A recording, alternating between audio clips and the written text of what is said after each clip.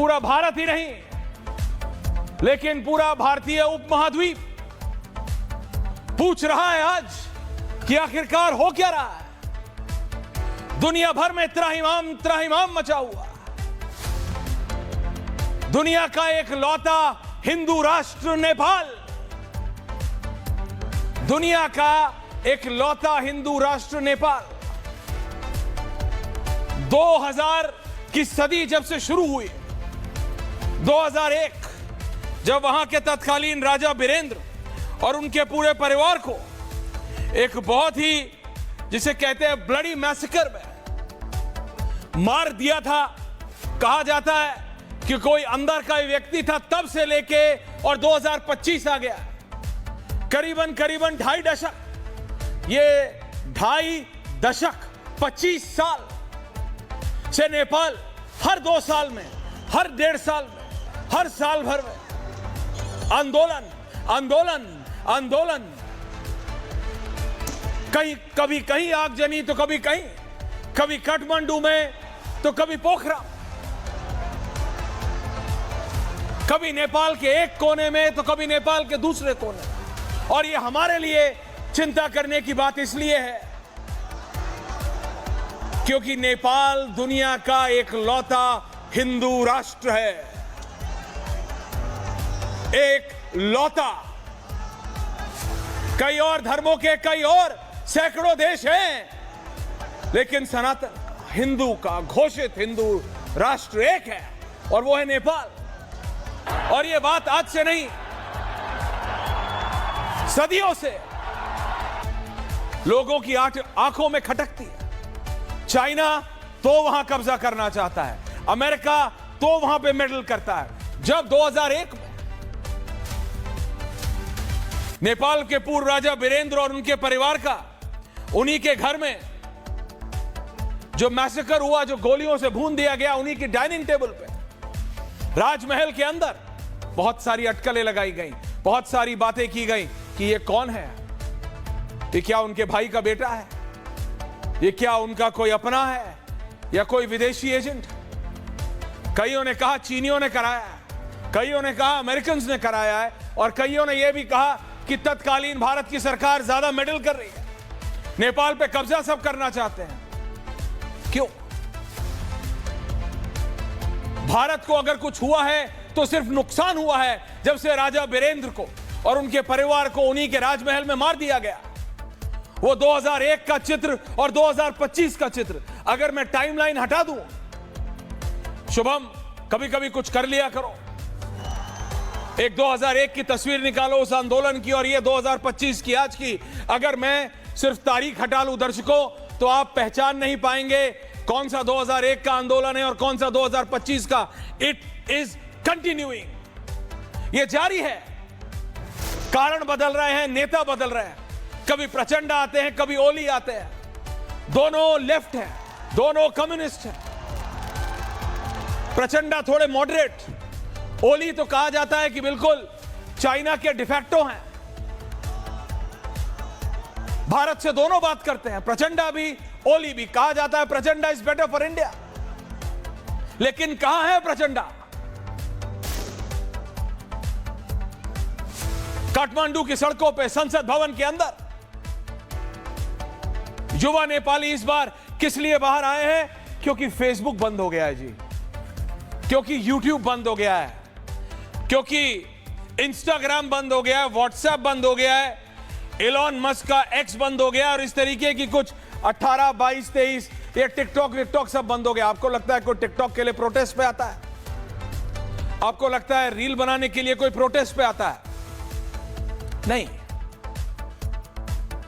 दरवाजे के पीछे, बिहाइंड द बैक डोर, कुछ बहुत बड़ा नेपाल में चल रहा है, बहुत समय से चल रहा है। It is being simmering on, उबल रहा है बहुत समय से। उसको बहाना चाहिए फूटने का, वो हंडिया फूटने वाली है। प्रेशर कुकर है ना, उसमें प्रेशर बन गया है।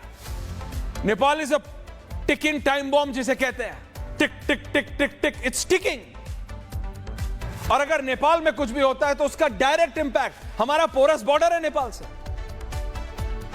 हमारा पीपल टू पीपल रिलेशन है, आप जाएंगे तो लोग चावल खरीदने हिंदुस्तान आते हैं और फिर चले जाते हैं।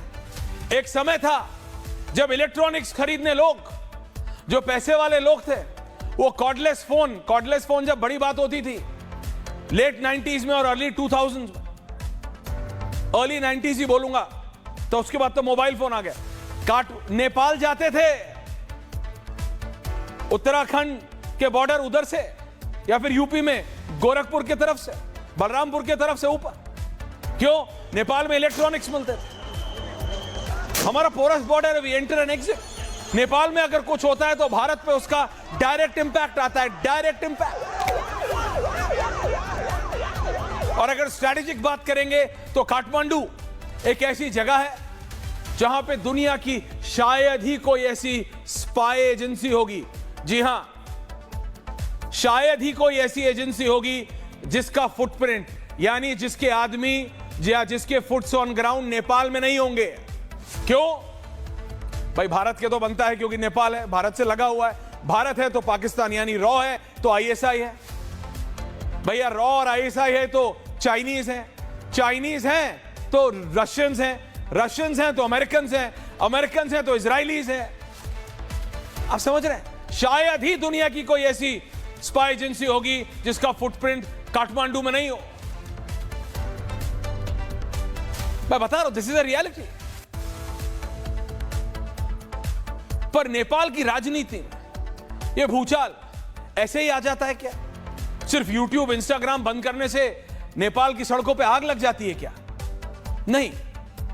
There is something which we can not point our fingers on, यानी हम कोई ऐसी चीज है, ये जो लिस्ट दे दी है तुमने शुभम कि 26 ऐप बंद हो गए हैं इसलिए नेपाल की सड़कों पे, मैं मानने को तैयार नहीं हुई है। और ना आप मानिए दर्शकों कि Facebook, messenger, Instagram, YouTube, WhatsApp, x, LinkedIn, Snapchat, Reddit, Discord, Pinterest, पता नहीं इसमें तो आधे मैं जानता भी नहीं हूं, सिग्नल, थ्रेड्स, वीचैट, ओरा, Tumblr, Clubhouse, Mastodon, TikTok, वीटॉक, हमारो पत्रो, सोल, जालो, आईएमओ, लाइन, वीके, रंबल, इस सब बंद करने से किसी देश में प्रोटेस्ट नहीं होता। केपी ओली के खिलाफ है यह प्रोटेस्ट? चाइना का हाथ है या चाइना के तो खास है केपी? तो फिर आर अमेरिकन्स डूइंग इट? वहां पे एक धड़ा है जो कह रहा है भारत ओली जी के साथ नहीं है, भारत प्रचंडा चाहता है। क्या भारत करा रहा है? क्या अमेरिकन्स करा रहे हैं चाइना को डिस्टेबल करने के लिए? चाइना और इंडिया दोनों को तंग करने के लिए उनके लिए बाएं हाथ का काम है ये। जब बांग्लादेश में शेख हसीना को उन्हीं के घर से सुबह 8 बजे चॉपर में उड़वा सकते हैं अमेरिकन, तो नेपाल तो उनके लिए बाएं हाथ का खेल है। Like on a snap of their finger कर सकते हैं वो, और इसके मास्टर है, इसीलिए तो अमेरिकन डीप स्टेट है जो है। पर क्या ये अमेरिकन का हाथ है? क्या इससे भारत को परेशान होना चाहिए? क्या इसका असर भारत पे पड़ेगा या इसका कोई असर भारत पे नहीं पड़ेगा? इसी पे है आज पूछता भारत, क्योंकि समझना पड़ेगा जब ये हो रहा है, एक तरफ नेपाल में हो रहा है, वहां दूसरी तरफ ब्रिक्स की इमरजेंसी प्रेस कॉन्फ्रेंस बुला ली, मीटिंग बुला ली है।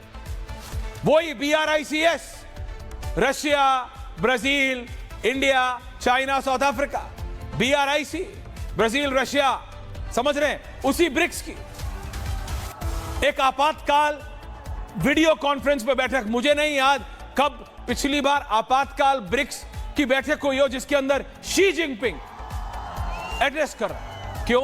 क्योंकि जो ट्रंप टैरिफ लगा रहा है, दुनिया अनसर्टेनिटी की जगह, मतलब there is so much uncertainty, uncertainty यानी पता नहीं क्या होगा। कल ट्रंप ने ऐसी सिचुएशन कर दी है